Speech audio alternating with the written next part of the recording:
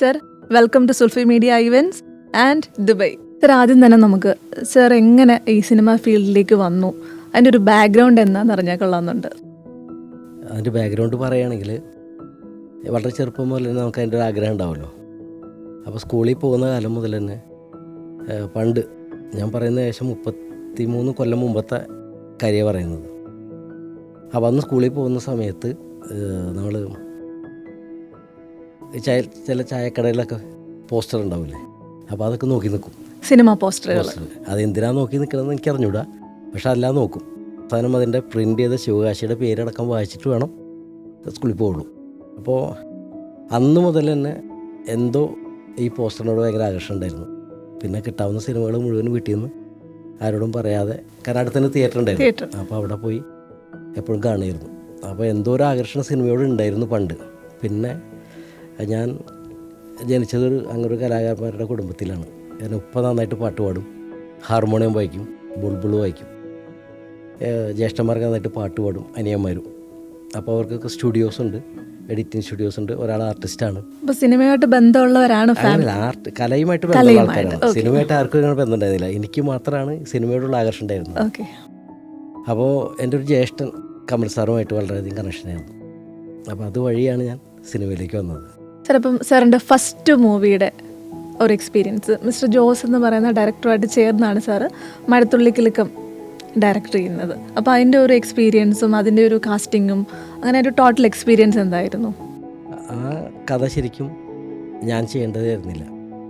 അത് കമൽ സാറിനോട് പറയാൻ വേണ്ടിയിട്ട് എൻ്റെ നാട്ടിലുള്ളൊരു സുഹൃത്ത് ശൈലേഷ് ദിവാകർ എന്ന് പറഞ്ഞ എൻ്റെ സുഹൃത്താണ് എന്നോട് വന്ന് പറഞ്ഞത്, കമൽ സാറിനോട് പറയണം, അങ്ങനെ കമൽ സാറിനെ കൊണ്ട് ഡയറക്റ്റ് ചെയ്യിക്കാം എന്ന ഉദ്ദേശത്തിലാണ് പുള്ളി വന്നത്. പക്ഷേ കമൽ സാറിന് ഒരുപാട് സിനിമകളപ്പോൾ ഉണ്ടായിരുന്നു.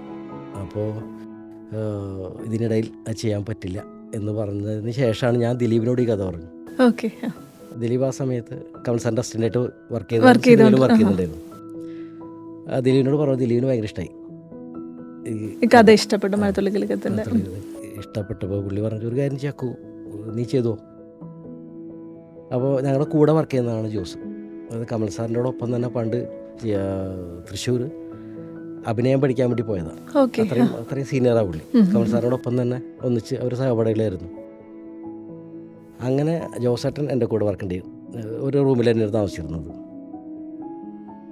അപ്പോൾ ദിലീപ് എളുപ്പത്തിന് വേണ്ടിയിട്ട്, കാരണം എല്ലാവർക്കും ഡേറ്റ് കൊടുക്കാൻ പറ്റില്ലല്ലോ, ഞങ്ങൾക്ക് 2 പേർക്കും കൂടി ഡേറ്റ് തന്നു കഴിഞ്ഞാൽ ദിലീപിന് ഒരാളുടെ ബാധ്യത ഒഴിവായി.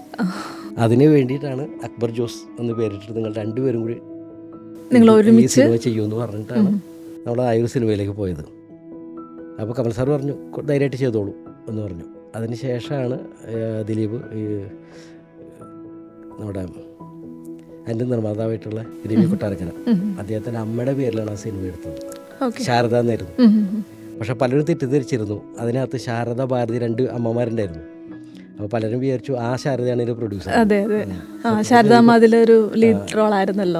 അപ്പോൾ രവി കൊട്ടാരക്കര അമ്മയുടെ പേരാണ് ശാരദ, അവരുടെ പേരിലാണ് ആ സിനിമ എടുത്തത്. അപ്പോൾ ആദ്യത്തെ ഒരു നിർമ്മാതാവിനെ കിട്ടാൻ എനിക്ക് വിഷമമുണ്ടായിട്ടില്ല, ആദ്യത്തെ ഒരു ആർട്ടിസ്റ്റിനെ കിട്ടാൻ വിഷമമുണ്ടായിട്ടില്ല. അതുപോലെ അതിൻ്റെ എല്ലാ ക്രൂ, നമുക്ക് എല്ലാ ക്യാമറ, എഡിറ്റിങ്, മറ്റൊരു ഒരാളെ കിട്ടാൻ എനിക്ക് പ്രയാസം ഉണ്ടായിട്ടില്ല. കാരണം അതിൻ്റെയൊക്കെ ഒരു ഗുണമെന്ന് പറയുന്നത് ദിലീപുമായിട്ടുള്ള സൗഹൃദമായിരുന്നു. ഞങ്ങളുടെ ഏകദേശം ഒരു 4-4.5 വർഷത്തോളം ഞാനും ദിലീപും ലാൽ ജോസും ഒരേ റൂമിൽ തന്നെയായിരുന്നു താമസിച്ചിരുന്നത്. അത് ഷൂട്ടിംഗ് സമയത്തും ഡിസ്കഷൻ സമയത്തും ചെന്നൈയിൽ പോയി നമ്മൾ എഡിറ്റിംഗ് ഡബ്ബിംഗ് ഒക്കെ ചെയ്യുന്ന സമയത്തും ഞങ്ങളൊക്കെ ഒന്നിച്ച് തന്നെയായിരുന്നു. അപ്പോൾ അന്ന് ഈ പഴയ കാലത്ത് പറയാമല്ലോ ഉമാ ലോഡ്ജ്, കാരണം ഉമാ ലോഡ്ജായിട്ട് കണക്ട് ചെയ്യാത്ത പഴയകാല സംവിധായകർ ആരുമില്ല, എല്ലാവരും കേട്ടിട്ടുണ്ട്. ആ ഉമാ ലോഡ്ജിൽ തന്നെയാണ് ഞങ്ങൾ താമസിച്ചിരുന്നത്. എനിക്ക് തോന്നുന്നു ഞങ്ങളൊക്കെ ആയിരിക്കണം ചിലപ്പോൾ ലാസ്റ്റ് ഉമാ ലോഡ്ജ് ഉപയോഗിച്ചിരുന്ന ആളുകൾ. അതിനുശേഷം അതിൻ്റെ പേര് മാറി, ജാനവി കുടിൽ എന്ന് പറഞ്ഞിട്ട് പേരൊക്കെ മാറി. പിന്നെ അപ്പോഴേക്കും സിനിമ കൊച്ചിയിലേക്ക്, മലയാള സിനിമ കൊച്ചിയിലേക്ക് പിന്നെ അങ്ങോട്ടേക്ക് പോയിട്ടില്ലായിരുന്നു. ഇപ്പോൾ ഞാൻ കഴിഞ്ഞ കുറച്ച് കാലം മുമ്പ് ചെന്നൈ പോയപ്പോൾ ആ ഹോട്ടലിൽ കാണാൻ ചെന്നു. അത് വേറൊരു രൂപത്തിൽ അവിടെ നിൽക്കുന്നത് കണ്ടിരുന്നുണ്ട്. അപ്പോൾ അത്രയും അടുപ്പം ദിലീപും ആയിട്ടുണ്ടായിരുന്നു. അപ്പോൾ ദിലീപാണ് എൻ്റെ ബാക്കി എല്ലാ സപ്പോർട്ടും എനിക്ക് തന്നിരുന്നത്.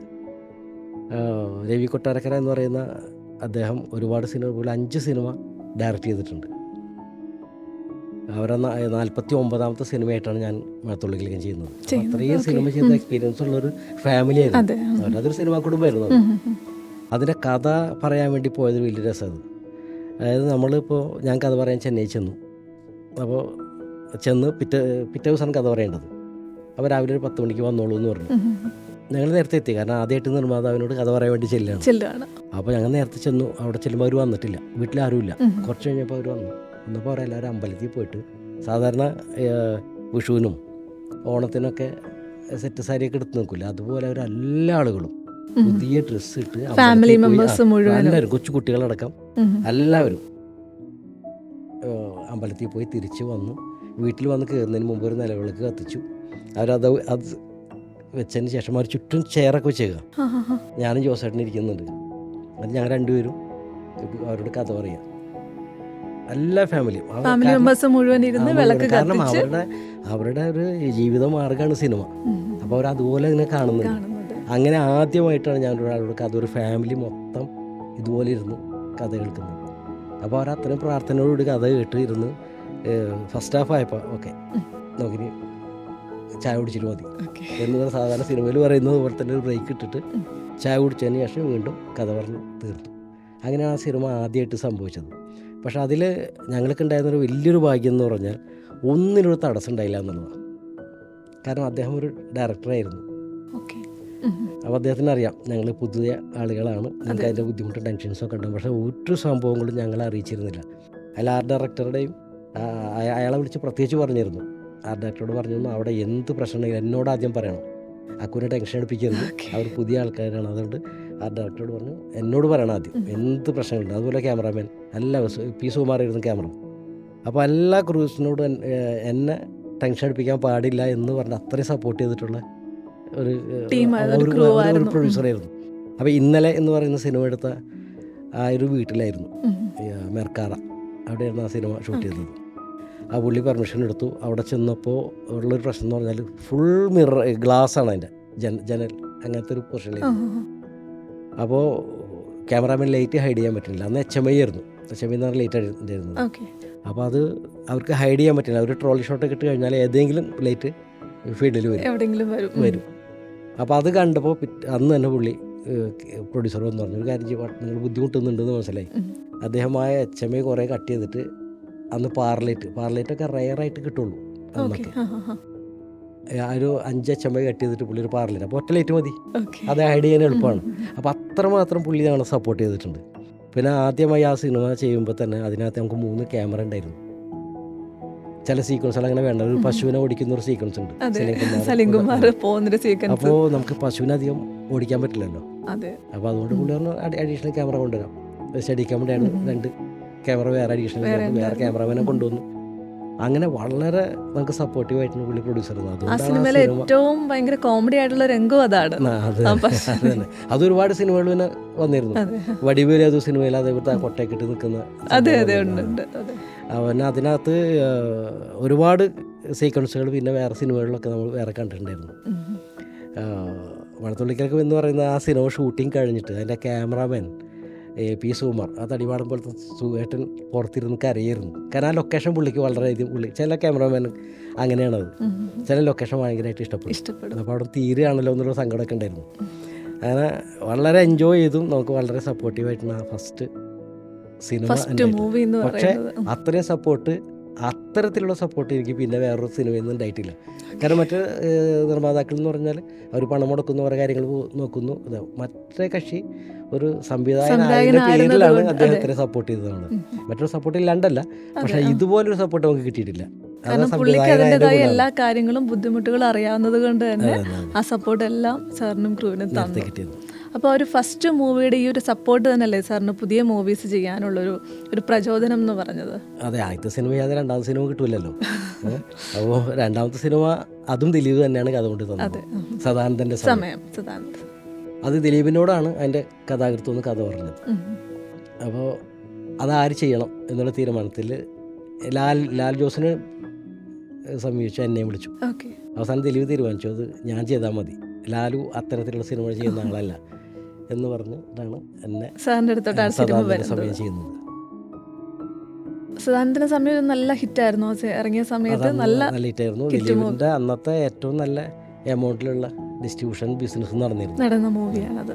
അതുപോലെ അതിലെ പാട്ട് അതെ, പാട്ടുകളെല്ലാം തന്നെ പാട്ടുകളൊക്കെ അന്ന് ഹിറ്റാണ്. തന്നെ അന്ന് നേരത്തെ തന്നെ ഒരു ബിസിനസ് ആവുമായിരുന്നു. അതെ, കാസറ്റും കാസറ്റ് അന്ന് കാസറ്റ് CD ഇല്ല. സി ഡി ഇല്ലായിരുന്നു. അന്ന് കാസറ്റ് റേറ്റ് ഒക്കെ വലിയ എമൗണ്ട്. അന്ന് 17 ലക്ഷം രൂപക്കാണ് സോങ് നമ്മൾ വിറ്റത്. ഓക്കെ, ഇന്ന് 5 പൈസ കിട്ടൂല, ഫ്രീ ആയിട്ട് കൊടുക്കണം. ആ പരിപാടി അതെ, യൂട്യൂബിൽ അപ്ലോഡ് ചെയ്ത് കഴിഞ്ഞാൽ പിന്നെ അത് കഴിഞ്ഞു. മറ്റേത് അന്ന് കാസറ്റിൽ എല്ലാവരും വാങ്ങിച്ച് വീട്ടിൽ ഒന്ന് റിപ്പീറ്റ് കേൾക്കുമായിരുന്നു. അന്ന് ആ ഒരു ബിസിനസ് കൂടി ഉണ്ടായിരുന്നു അതിനകത്ത്. സാറിൻ്റെ ഇത്രയും വലിയൊരു സിനിമാ ജീവിതത്തിൽ സാറിൻ്റെ ഈ ഒരു സിനിമ ഈ സംവിധായകൻ എന്നുള്ള നിലയിലും ഒരു ആർട്ടിസ്റ്റ് എന്നുള്ള നിലയിലും സാറിനുണ്ടായ ഒരു സാറിന് ഏറ്റവും ഓർത്തിരിക്കുന്ന ഏറ്റവും നല്ല എക്സ്പീരിയൻസ് എന്ന് പറയുന്നത് ഏതാണ്? ഈ മഴത്തുള്ളി കിലുക്കത്തിൻ്റെ എക്സ്പീരിയൻസ് തന്നെയാണോ അതോ വേറെ എന്തെങ്കിലും നമ്മളോടിപ്പോൾ ഷെയർ ചെയ്യാൻ പറ്റുന്നത് ഏറ്റവും നല്ല എടുത്തു പറയേണ്ടതായ എന്തെങ്കിലും അനുഭവങ്ങൾ ഉണ്ടായിട്ടുണ്ടോ ഇത്രയും വർഷത്തിൻ്റെ? നമുക്ക് ഓരോരുത്തരും അനുഭവങ്ങൾ ഉണ്ടാവും. അതിലേതാണ് നല്ലത് അങ്ങനെ പറയാൻ പറ്റില്ല നമുക്ക്. കാരണം എന്നാലും നമ്മുടെ മനസ്സിൽ ഇപ്പോൾ തങ്ങി നിൽക്കുന്ന എന്തെങ്കിലും നല്ല അതിനകത്ത് നമുക്ക് എന്നെ ഏറ്റവും കൂടുതൽ സപ്പോർട്ട് ചെയ്തിട്ടുള്ള ഒരു സംഭവം ഉണ്ടായെന്ന് വെച്ചാൽ വെള്ളരിപ്രാവിൻ്റെ ചങ്ങാതി. അതെ, അതിനകത്ത് നമ്മളിപ്പോൾ സാധാരണ സിനിമയിൽ ഓവർലാപ്പ് ചെയ്ത് ഡയലോഗ് പറയാറില്ല. അതിനകത്ത് അതിലൊരു സീക്വൻസ് ഉണ്ട്. അങ്ങനെ ഓക്കെ, ഓവർലാപ്പിൽ നിന്ന് ഒരാൾ പറയുന്നതിൻ്റെ ഇടയ്ക്ക് തന്നെ വേറെ വേറെ പറഞ്ഞ ഒരു തർക്കം ഉണ്ടായിരുന്നു. അത് നമ്മൾ സാധാരണ അങ്ങനെ അത്ര മാത്രം ഓവർലാപ്പ് ചെയ്ത് പറയാറില്ല. അപ്പോൾ നമ്മൾ 41 വർഷം മുൻപ് എടുത്ത സിനിമ എന്ന് പറഞ്ഞിട്ടാണ് ആ സിനിമ എടുക്കുന്നത്. അതെ, അതിൻ്റെ ബാക്ക്ഗ്രൗണ്ട്. അതെ. അപ്പോൾ അന്നത്തെ ആ ഡയറക്ടർ അന്ന് പുള്ളി വളരെ നാച്ചുറലായിട്ട് അത് ചെയ്തിരുന്നു എന്ന് കാണിക്കാൻ വേണ്ടിയിട്ടാണ് നമ്മൾ ഇവിടെ മനഃപൂർവ്വം ഓവർലാപ്പ് ചെയ്ത് ഡയലോഗ് പറയിച്ചത്. അപ്പോൾ കാവ്യമാധവനും നമ്മുടെ ആരാണ് ദിലീപും അല്ല കാവ്യമാധവനും ദിലീപും മനോജ് കിച്ചൻ അവർ തമ്മിലുള്ളൊരു ഉടക്കാണ് പ്രശ്നം. അതിനകത്ത് ഇവരിങ്ങനെ രണ്ടുപേരും കറങ്ങിക്കൊണ്ടിരിക്കുകയാണ്. സംസാരിച്ചുകൊണ്ടിരിക്കുന്ന ഈ സമയത്ത് രണ്ടുപേർക്കും ഡയലോഗ് പറഞ്ഞു കൊടുക്കണം.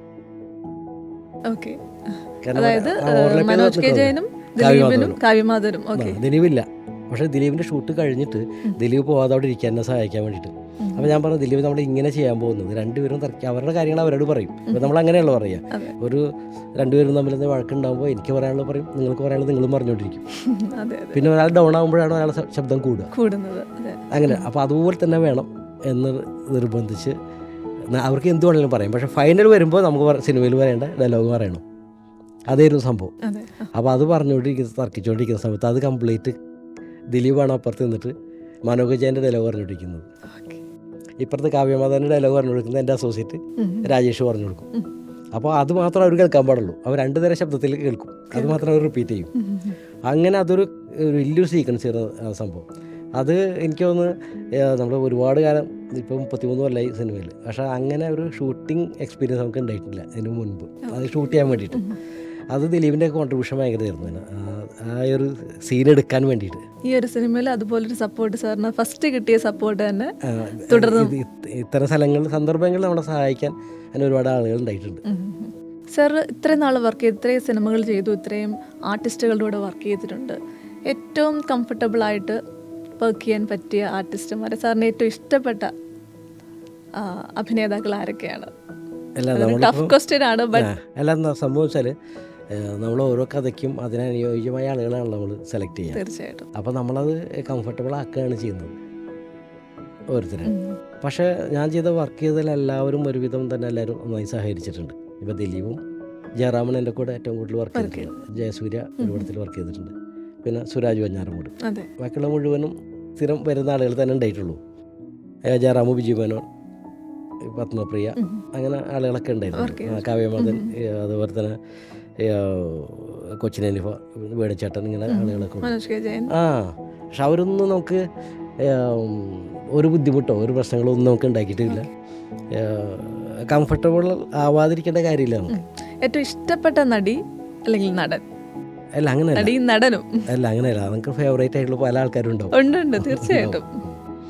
പക്ഷെ ഇപ്പോൾ എൻ്റെ മനസ്സിൽ ഇപ്പോഴുള്ളത്, നമ്മുടെ മനസ്സിൽ ഏറ്റവും വെറൈറ്റി കഥാപാത്രങ്ങളെ ചൂസ് ചെയ്യുകയും അത് അതുപോലെ അവതരിപ്പിക്കുന്ന ഇപ്പോൾ ഒരേ ഒരാളുള്ളൂ, അത് മമ്മൂക്കയാണ്. അതിപ്പോൾ ഇപ്പോൾ പുള്ളി ഈ ഏജിൽ ഇപ്പോൾ തെളിയിച്ചുകൊണ്ടിരിക്കുകയാണത്. ഇപ്പോൾ ഈ ഇടയ്ക്കിറങ്ങിയ സിനിമകളെല്ലാം തന്നെ ഇതുപോലെ വേഴ്സറ്റൈൽ ആയിട്ടുള്ള. പക്ഷേ അതിൻ്റെ ഒരു ഗുണം എന്താണെന്ന് പറഞ്ഞാൽ നമുക്ക് ഇപ്പോൾ ചെയ്യുന്ന ഈ ഒരു ട്രിക്ക് ഉണ്ടല്ലോ, അതിൻ്റെ ഗുണം മമ്മൂക്കാക്ക് കിട്ടുന്നത്, ഇപ്പോൾ മമ്മൂക്കാക്ക് വേണ്ടി കഥ എഴുതാൻ ആയിരക്കണക്കിന് തിരക്കഥാകൃത്തുകൾ തലവഹിച്ചുകൊണ്ടിരിക്കുക. കാരണം ഡിഫറെൻ്റ് ആയിട്ടൊരു കഥ കിട്ടിക്കഴിഞ്ഞാൽ അത് നമുക്ക് ചെയ്യുന്നുള്ള സ്ഥലത്തേക്ക് എത്തി. അത് നമുക്ക് വേണ്ടി വന്നാൽ നമുക്ക് തന്നെ പ്രൊഡ്യൂസ് ചെയ്യുന്നുള്ള തീരുമാനമായി. അപ്പോൾ മമ്മൂക്കാക്ക് ചൂസ് ചെയ്യാൻ ഇഷ്ടംപോലെ കഥകളാണ്. അപ്പോൾ ഇനിയും മമ്മൂക്കാക്ക് ഒരുപാട് ഇതുപോലത്തെ സിനിമകൾ വരും. അത് നമ്മളുടെ മലയാളി പ്രേക്ഷകരുടെ ഏറ്റവും വലിയൊരു മഹാഭാഗ്യമാണ്. മറ്റേ സ്ഥിരമായിട്ടുള്ള ഒരു ഫോർമാറ്റിൽ ഇങ്ങനെ പൊയ്ക്കൊണ്ടിരിക്കുമ്പോൾ പുതുതായിട്ടൊന്നും ചെയ്യുന്നില്ല അവർ. അതൊരു കാലഘട്ടം മുഴുവൻ അങ്ങനെയായിരുന്നു. നമ്മുടെ ലാലേട്ടൻ്റെ ആയാലും മമ്മൂക്കയുടെ സിനിമകൾ മുഴുവൻ ഒരു കാലഘട്ടം വരെ റിപ്പീറ്റേഷനാണ്. അത് ചില സന്ദർഭങ്ങൾ മാറുന്നു, ചില ഡയലോഗുകൾ മാറുന്നു അല്ലാതെ ബേസിക് കഥ അല്ലാതെ ഒന്ന് തന്നെയായിരുന്നു. അത് പലതരത്തിൽ പറയുന്നു. പക്ഷെ ഒരു നല്ലൊരു കഥാപാത്രം എന്നുള്ള രീതിയിൽ നമുക്ക് ഉണ്ടായിരുന്നില്ല. റയറായിട്ട് വല്ല ക്യാരക്ടർ ഉണ്ടായിരുന്നുള്ളൂ. പക്ഷെ ഇപ്പം നമുക്ക് ചെയ്തുകൊണ്ടിരിക്കുന്ന മുഴുവനും ഇപ്പോഴാണ് ശരിക്കും നമുക്ക് റിയൽ ആക്ടർ കൃത്യമായിട്ട് പുള്ളി ആസ്വദിച്ച് ചെയ്യുന്നത് ഇപ്പോഴാണെന്ന് തോന്നുന്നുണ്ട്. കാരണം മറ്റേന്ന് വെച്ചാൽ സൂപ്പർ സ്റ്റാർ പദവി അത് ബാലൻസ് ചെയ്ത് കൊണ്ടുപോകണം. അപ്പോൾ അത്തരം ഓഡിയൻസിനെ മാത്രം സന്തോഷിപ്പിക്കണം. ഫാൻസ് എന്ന് പറയുന്നത് ഭീകര അപകടമാണ്. കാരണം അവർക്ക് വേണ്ടി മാത്രം സിനിമ എടുക്കാൻ പോയി കഴിഞ്ഞാൽ ഒരു ആർട്ടിസ്റ്റും നല്ല സിനിമ ചെയ്യാൻ പറ്റില്ല. കാരണം ഇപ്പോഴും അതിൻ്റെ ഒരു ഉദാഹരണം എനിക്ക് തോന്നിയത്, പേഴ്സണലായിട്ട് എനിക്ക് തോന്നിയത്, ഇപ്പോൾ മലയക്കോട്ടെ വാലിബൻ എന്ന് പറഞ്ഞ സിനിമയിൽ ലാലേട്ടൻ്റെ ഇൻട്രൊഡക്ഷനിൽ ഒരു മ്യൂസിക് ഉണ്ട്. ആളുകൾ വിഷ്വൽ കണ്ടിട്ടൊന്നുമില്ല, ആ മ്യൂസിക് കേട്ടിട്ടാണ് ആളുകൾ കൈയടിക്കുന്നത്. കാരണം അവരെ കോരിത്തരിപ്പിക്കുന്ന വിധത്തിലുള്ള മ്യൂസിക്കാണ് ചെയ്യുന്നത്. ഇപ്പോഴും ആളുകളുടെ മനസ്സിൽ അങ്ങനത്തെ ഒരു വിഷ്വലിലാണ് ലാലേട്ടൻ നിൽക്കുന്നത്. അത് അപകടമാണ് അത്. പക്ഷേ ഇപ്പോൾ നമുക്ക് ചെയ്യുന്ന പോലുള്ള കഥകളും അതുപോലെ കഥാപാത്രങ്ങൾ ചൂസ് ചെയ്യുകയാണെങ്കിൽ നമുക്ക് മലയാളത്തിൽ ഇഷ്ടം പോലെ നല്ല നല്ല സിനിമകൾ വരും. കാരണം എനിക്ക് തോന്നുന്നു ഇപ്പോൾ വരുന്ന യങ്സ്റ്റേഴ്സ് കംപ്ലീറ്റ് മമ്മൂക്കാനെ കോപ്പിടിക്കാൻ തുടങ്ങും. കൃത്യമായിട്ട് ഇപ്പോൾ കുഞ്ചാക്കോവിനെ അടക്കാലം വെച്ചിട്ടാണ് ചോക്ലേറ്റ് ബോയ് എന്നുള്ള സ്ഥലത്ത് നിന്ന് മാറിയിട്ട് വേറെ കഥാപാത്രത്തിലേക്ക് വന്നു. അല്ല, അതവർ കാണുകയാണല്ലോ. പക്ഷെ അത് നല്ല സൈനാണ്. അത് ശരിക്കും പറഞ്ഞാൽ മലയാള സിനിമ ഇപ്പോൾ നല്ലൊരു കാലഘട്ടത്തിലേക്ക് മമ്മൂക്ക പിടിച്ച് എല്ലാവരും കൊണ്ട് ഇനി നിങ്ങൾ ഇങ്ങനെ ചെയ്യൂ, ഇത്തരം അല്ലെങ്കിൽ നല്ല കഥാപാത്രം മാത്രം ചെയ്യൂ എന്ന് മറ്റ് ഇപ്പോൾ വളർന്നു വരുന്ന എല്ലാവരെയും പഠിപ്പിച്ചുകൊണ്ടിരിക്കുകയാണ്. കറക്റ്റാണ്. കാരണം ആ കാര്യത്തിൽ നമുക്ക് മമ്മൂക്കാനെ അഭിനന്ദിച്ചേ പറ്റൂ. കാരണം അത്രയ്ക്ക് ഗംഭീരമായ കഥാപാത്രങ്ങളും അത് ഉൾക്കൊള്ളാനുള്ളൊരു കഴിവും അതനുസരിച്ച് പുള്ളി ബോഡി ലാംഗ്വേജ് മാറുന്നുണ്ട്, അതുപോലെ തന്നെ ബോഡി ഷേപ്പ് മാറുന്നുണ്ട്, എല്ലാം മാറിക്കൊണ്ടിരിക്കുന്നുണ്ട്. അതാണ് ശരിക്കും ഒരു ആക്ടർ വേണ്ടത്. അല്ലാതെ ഒരു ആക്ടർ നിൽക്കുന്നുണ്ട് അതിലേക്കുള്ള കഥാപാത്രങ്ങളെ കൊണ്ടു കൊടുക്കലല്ല വേണ്ടത്. അതൊരു കാലഘട്ടത്തിൽ ഉണ്ടായിരുന്നു. പക്ഷേ ഇനി ചിലപ്പോൾ ഇത് മലയാള സിനിമയിൽ നല്ല ഒരുപാട് സിനിമകൾ വരാനൊരു സാധ്യതയുള്ള ഒരു സ്ഥലത്തേക്ക്. സാറിൻ്റെ ഒരു ഇൻ്റർവ്യൂവിൽ ഞാൻ ഒരു മാതൃഭൂമിക്ക് കൊടുത്തൊരു ഇൻ്റർവ്യൂവിൽ ഞാൻ വായിച്ചിരുന്നു, സാറ് കഥാപാത്രങ്ങൾക്കനുസരിച്ചാണ് കാസ്റ്റ് ചെയ്യുന്നത്, അല്ലെങ്കിൽ അല്ലാതെ ഒരു നായകനെ വെച്ചിട്ടല്ല ആ ഒരു കഥ മനസ്സിൽ കാണുന്നത്. ഒരു കഥാകാരൻ്റെ ഒരു ആർട്ടിസ്റ്റിൻ്റെ ഇമേജ് കണ്ട് അതിനനുസരിച്ചുള്ള സിനിമ ഞാൻ ചെയ്യാറില്ല. അത് ആ കഥ അനുസരിച്ചാണ് ആളുകളെ കാസ്റ്റ് ചെയ്യുന്നത്. ഇപ്പോൾ ദിലീപിന് സദാന്തൻ്റെ സമയം എന്ന സിനിമയിലേക്ക് ശരിക്കും നമ്മൾ മാറ്റിയാണ് ചെയ്യുന്നത്. എന്നാൽ ദിലീപിൻ്റെതായിട്ടുള്ള ഹ്യൂമർ ചെയ്യാനുള്ള എല്ലാ സ്പേസും നമ്മൾ കൊടുത്തിട്ടുണ്ട്. പക്ഷേ ദിലീപ് കൃത്യമായിട്ട് ആ കഥാപാത്രമായി മാറി. വെള്ളരിപ്രാവിൻ്റെ ചങ്ങാതി പഴയ കാലത്ത് സത്യൻ സാർ, നസീർ സാറൊക്കെ അഭിനയിച്ചിരുന്ന കാലത്ത് ദിലീപ് പുതുമുഖമായി അഭിനയിച്ചു എന്നാണ് നമ്മൾ പറയുന്നത്. പക്ഷേ അന്നത്തെ ഒരു ബോഡി ലാംഗ്വേജ് സ്റ്റൈലും കാര്യങ്ങളൊക്കെ ഉണ്ട്. അത് ദിലീപ് അതുപോലെ കൃത്യമായിട്ട് ഫിലിമിൻ്റെ എൻ്റെ പോർഷനിൽ ദിലീപ് അത് ചെയ്തതുകൊണ്ടാണ് ദിലീപിന് അതിൽ സ്റ്റേറ്റ് അവാർഡ് കിട്ടിയത്. അപ്പം അങ്ങനെ കൃത്യമായിട്ട് ഇമിറ്റേറ്റ് ചെയ്യാനും ഒരു കഥാപാത്രം ഉൾക്കൊള്ളാനും ദിലീപിന് നല്ല കഴിവുണ്ട്. നേരത്തെയും എനിക്ക് തോന്നുന്നു മമ്മൂക്ക ചെയ്യുന്ന പോലെ തന്നെ കഥാപാത്രത്തിന് വേണ്ടി അവൻ്റെ രൂപം മാറാൻ ഏറ്റവും നല്ല ആൾ ദിലീപാണ്. ഇപ്പോൾ കുഞ്ചാക്കോവനായിട്ടുണ്ട്. ഫഹദ് ഫാസിൽ വേറെ രീതിയിലാണ് ഞെട്ടിപ്പിക്കുന്നത്. എല്ലാവരെയും വാച്ച് ചെയ്തുകൊണ്ടിരിക്കുന്ന ഒരു ആൾ തന്നെയാണ്. കാരണം അത് മലയാളത്തിൻ്റെ ഗുണമാണ്. കാരണം ഒരുപാട് നല്ല കലാകാരന്മാർ, അനുഗ്രഹീതരായ കലാകാരന്മാരുണ്ട് എന്നുള്ളതാണ് നമ്മൾ മലയാള സിനിമ അനുഭവിക്കുന്ന ഏറ്റവും വലിയ ഭാഗ്യം. അപ്പോൾ സാറിൻ്റെ മനസ്സിൽ എന്തെങ്കിലും ഒരു പ്രൊജക്റ്റ് വന്നാൽ മമ്മൂക്കയോടൊപ്പം വർക്ക് ചെയ്യണം എന്നുള്ളൊരു ആഗ്രഹം ഉണ്ടോ? തീർച്ചയായും. അത് മലയാളത്തിൽ സിനിമ ചെയ്യുന്ന ഒരാളും നമുക്ക് പ്രതീക്ഷിക്കാമോ ഭാവിയിൽ സാറിൻ്റെ? അല്ല, അത് എൻ്റെ ഒരു സങ്കടം എന്ന് പറഞ്ഞാൽ ഞാനും മമ്മൂക്കയായിട്ട് സിനിമ ചെയ്യാനെല്ലാം പ്ലാൻ ചെയ്തു. എല്ലാ കാര്യങ്ങളും നടന്നതാണ്. അതിൻ്റെ ഡിസ്കഷൻ കഴിഞ്ഞു. പക്ഷേ സ്ക്രിപ്റ്റ് എനിക്ക് ഇഷ്ടപ്പെട്ട രീതിയിലായില്ല. കഥ ഇപ്പോഴും നല്ലതാണ്, പക്ഷേ ആ തിരക്കഥാകൃത്തിന് അദ്ദേഹത്തിന് തന്നെ കഥ എഴുതണമെന്ന വാശി ഉള്ളതുകൊണ്ട് ആ പ്രോജക്റ്റ് നടന്നില്ല. അത് ആൻഡ്രോ ജോസഫായിരുന്നു പ്രൊഡ്യൂസ് ചെയ്തിരുന്നത്. മമ്മൂക്ക ആദ്യമായിട്ട് തൃശ്ശൂരും നമ്മുടെ കുന്നംകുളം ഭാഷയും മിക്സ് ചെയ്ത് സംസാരിക്കുന്ന സിനിമ അതായേനെ. വെറുതെ ഒരു വരി കഴിഞ്ഞിട്ട് ഞാൻ പിന്നെ അടുത്തിരുന്ന പ്രോജക്റ്റ് അതായിരുന്നു. ഗുരുവായൂർ ഞങ്ങൾ അവിടെ ചെന്ന് ആനക്കൊട്ടിൽ പോയി പാപ്പാമാരെങ്ങനെയാണ് ആനയോട് പെരുമാറുന്നത്, ഓക്കെ. ഇതൊക്കെ അവിടെ നിന്ന് ആഴ്ചകളോടെ നിന്ന് കണ്ട് പഠിച്ച് അവരെങ്ങനെയാണ് സംസാരിക്കുന്നത് ആനയോട്. ആനയെ അവർ തമ്മിൽ സംസാരിക്കും, അതെ, അത്രയും കമ്മ്യൂണിക്കേഷൻ ഉണ്ട്, പാപ്പാമാർക്ക് ഒരു പാപ്പാമാരും സ്പെഷ്യൽ സംസാരിക്കും. അപ്പോൾ അങ്ങനെ അത്രമാത്രം ഡീറ്റെയിൽഡ് ആയിട്ട് ഒരു പാപ്പാനെ ആക്കിയെടുക്കാൻ വേണ്ടി മമ്മൂക്കാനെ പ്ലാൻ ചെയ്ത് ഒക്കെ ശരിയായി വന്നു. അപ്പൊ അങ്ങനെ ഒരു പക്ഷേ ക്യാരക്ടർ ആയിരുന്നു നമ്മൾ ഉദ്ദേശിച്ച രീതിയിലുള്ള ഒരു സ്ക്രിപ്റ്റ് എനിക്ക് കിട്ടിയില്ല. അതായത് കഥ സാറിന് ഇഷ്ടമായി, പക്ഷേ സ്ക്രിപ്റ്റ് വന്നില്ല. അതിൻ്റെ പേരിൽ ആ പ്രോജക്റ്റ് ഉപേക്ഷിച്ചു. നമുക്ക് പറഞ്ഞു ഒക്കെ അത് വിട്ടേക്ക്. അയാൾ കഥ തന്നില്ല. നമുക്ക് നമ്മൾ എത്ര രൂപ വേണമെങ്കിലും തരാം, ആ കഥ തരാൻ പറഞ്ഞു. പുള്ളി സമ്മതിച്ചില്ല. ആ കഥ ഇന്നുവരെ നടന്നിട്ടുമില്ല. നമുക്കിനി ചെയ്യൂല. ഇനി സാറിൻ്റെ പുതിയ പ്രോജക്റ്റ് എന്താണ്? അതിനെപ്പറ്റി ഒരു ചെറിയ ഹിന്റ് എന്താണ്? അതിൻ്റെ ഡെവലപ്മെന്റ്സ് എവിടം വരെ എത്തി? നമുക്ക് എന്ന് പ്രതീക്ഷിക്കാം മൂവി? സത്യത്തിൽ ഇപ്പോൾ ഒരു 3 സ്ക്രിപ്റ്റ് റെഡി ആയിട്ടിരിക്കുകയാണ്. ആർട്ടിസ്റ്റിൻ്റെ ഡേറ്റിന് വേണ്ടി മാത്രമായിട്ട് വെയിറ്റ് ചെയ്യുന്നത്. ഇപ്പോൾ സൗബിൻ, ഷൈൻ ടോം ചാക്കോ, അർജുൻ അശോകൻ, അത്രയും 3 പേരെ വെച്ചിട്ടുള്ള ഒരു പ്രോജക്റ്റാണ് ഇപ്പോൾ ഞാൻ പ്ലാൻ ചെയ്തിട്ടുള്ളത്. പക്ഷേ അവരുടെ ഡേറ്റ് ഈ 3 ആളുകളെയും കണക്ട് ചെയ്ത് നമുക്ക് ഡേറ്റിൻ്റെ ഒരു പ്രോബ്ലത്തിലാണ് ഇപ്പോൾ നിൽക്കുന്നത്. അപ്പോൾ ഒരു പക്ഷേ ചിലപ്പോൾ ഒന്ന് ആർട്ടിസ്റ്റിനെ മാറ്റി ചിന്തിക്കേണ്ടി വരും ഇനി വൈകുകയാണെങ്കിൽ. ഓക്കെ. ഈ 3 പേരും ഉള്ള മൂവി തന്നെ. അപ്പം എന്നത്തേക്കാണ് എന്തായാലും സാർ പ്ലാൻ ചെയ്യുന്നതിൻ്റെ എല്ലാ വർക്കും, എല്ലാ സ്ക്രിപ്റ്റിംഗ് വർക്കിലൊക്കെ ഒരു ലൊക്കേഷനും ഒക്കെ ഫിക്സ് ആണ്. ഈ വർഷം നമുക്ക് പ്രത്യേകിച്ച് 2024 അല്ല, അത് അവരുടെ ഡേറ്റിനനുസരിച്ചിരിക്കും. അതാണ് പ്രശ്നം. അപ്പോൾ അതിൽ എനിക്ക് ആലോചിക്കുന്നത് 2 ആളുടെ ഡേറ്റ് കൺഫേം ആയാൽ നമുക്ക് 3-ാമത്തെ ഒരാളെ നമുക്ക് മാറ്റി വേറെ പ്ലേസ് ചെയ്യാൻ പറ്റും. അപ്പോൾ ആ രീതിയിലേക്ക് സ്ക്രിപ്റ്റ് ഒന്ന് കറക്റ്റ് ചെയ്താൽ മതിയോ. എന്ത് ടൈപ്പ് മൂവി ആയിരിക്കും എന്ന് നമുക്കൊരു ഹിന്റ് കിട്ടിയതെങ്കിൽ ത്രില്ലറാണോ? അല്ല, ഞാൻ ഇതുവരെ ഞാൻ അങ്ങനെ ചെയ്തിട്ടില്ല ഇതുവരെ. ആ ഒരു ജോണറിൽപ്പെട്ട സിനിമയാണ്. കാരണം ഞാൻ കൂടുതൽ ശ്രദ്ധിക്കാറുണ്ട് അങ്ങനെ ഒരു സിനിമ ചെയ്ത് അതുപോലെയുള്ള വേറൊരു സിനിമ ആവരുത് എന്ന് വിചാരിച്ച് ഇത് ഞാൻ ഇതുവരെ ചെയ്യാത്തൊരു ജോണറിൽപ്പെട്ട സിനിമ. അത് ഒരു ബീവറേജിൻ്റെ മുമ്പിലാണ് മൊത്തം സിനിമ. അപ്പോൾ അത് അതിൻ്റെതായ ഹ്യൂമറും സംഭവങ്ങളൊക്കെ ഉണ്ട് അതിനകത്ത്, സെൻറ്റിമെൻസും ഉണ്ട്, എല്ലാ സംഭവങ്ങളും ഉണ്ട്. അങ്ങനെ കണക്ട് ചെയ്ത് നിൽക്കുന്നൊരു സിനിമയാണ്. അത് വെള്ളരിപ്രാണ്ട് ചങ്ങാതി എഴുതിയിട്ടുള്ള GS അനിലാണ് അതിൻ്റെ തിരക്കഥ. ഇപ്പോൾ അത്രയും കാര്യങ്ങൾ അതിൻ്റെ കാര്യങ്ങൾ ഓക്കെ ആയിട്ടുണ്ട്. അപ്പം ഈ മൂവി എത്രയും പെട്ടെന്ന് സ്റ്റാർട്ട് ചെയ്യട്ടെ. എല്ലാവരുടെയും ഡേറ്റ് കൃത്യമായിട്ട് സാറിന് താമസിയാതെ കിട്ടട്ടെ. അപ്പോൾ sir, thank you so much and all the best.